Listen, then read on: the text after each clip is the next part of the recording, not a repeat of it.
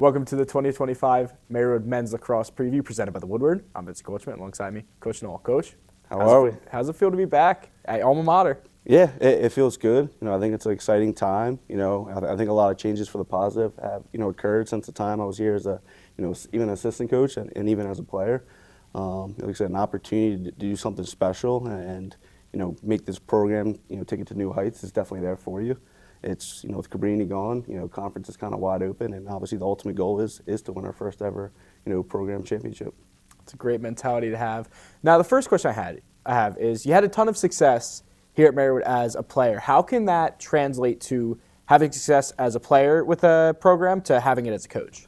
Yeah, I think it really just comes down to setting a new culture, a new standard, right? Really taking it to what we want to establish, what we want to build, and I think we have a lot of great upperclassmen, captain leadership, leading the way, which obviously helps my job be a little bit easier. But really letting them know like this is how we're going to attack the day, whether it's in the weight room, the film room, out in the field, and really getting that mindset to really get them to really understand what can be accomplished here. That's a good mentality to have. Last year, they didn't have a ton of success. It was the worst season in Marywood program history. So how do you bounce back from that? Because obviously that can be a little bit demoralizing to some of the players who are returning. But how do you shake that bad season and come in day one with a great mentality? I think bringing the energy day one, right? Especially with when I was hired.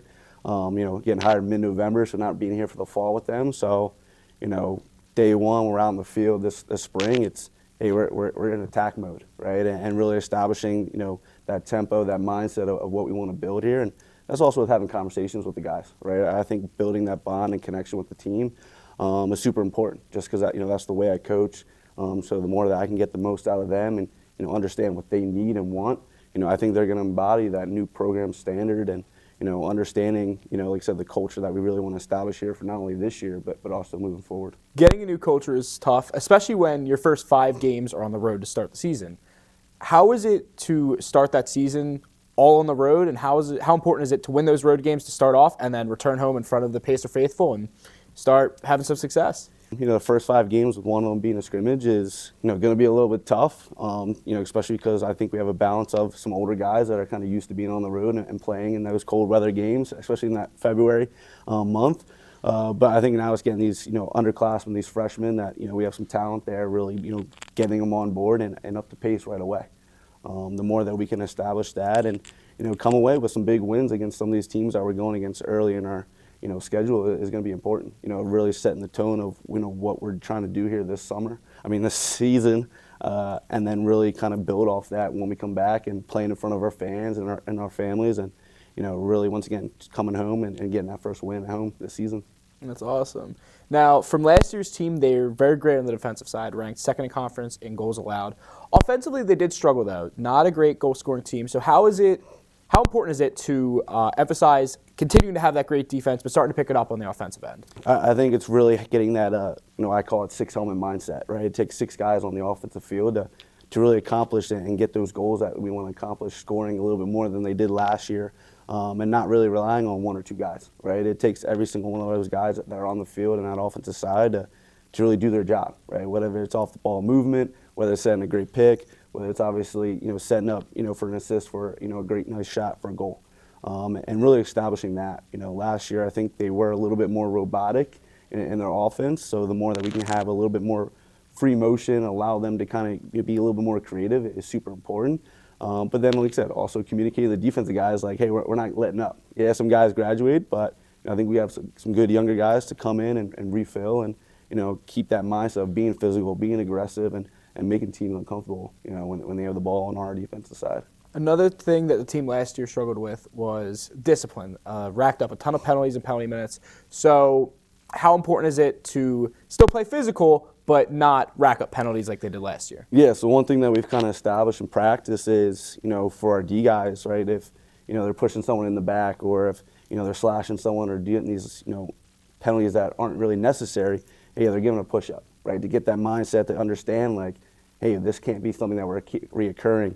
At the same time, we've also had conversations with our D guys, and one of those goals are to limit some of those, bonehead penalties that, that they had a lot last year. And so the more that they kind of have that ownership and understanding of, hey, this is just not me putting it on them. This is something that they also want to learn and change, but but also have that edge, have that physicality, but doing it in the right way. You previously mentioned veteran leadership.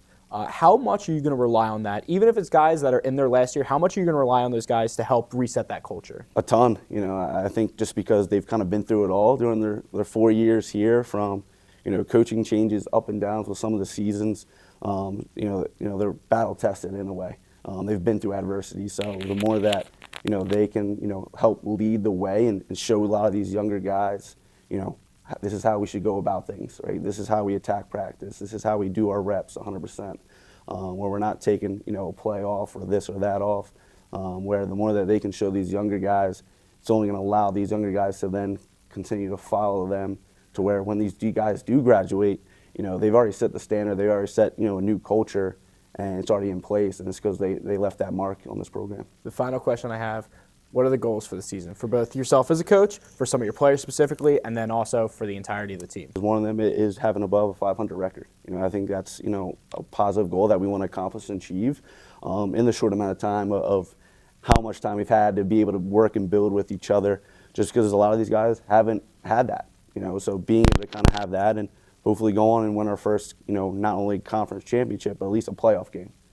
Just because I think it's really important to really do something, once again, that these guys in this program haven't done in a while. Once again, that leaves their legacy that way, where you always want to leave it better than you found it. And then for me, it's really just, really establishing something special. Just because as a player here, as an assistant coach here, I know it can be accomplished here. And the more that, we can get a lot of these younger guys on board and continue to bring in, really high-end potential, student athletes to be part of this program, there's no doubt about it that, with this new culture and standard, that my goal is ultimately to be the team that becomes the new Cabrini, the team that are guys, other schools have to come to us and have to play against us. And if they want to win it, if they want to go to the NCAAs and have these little things, along their path. Coach, thank you for coming on. Thank you for having me. Of course.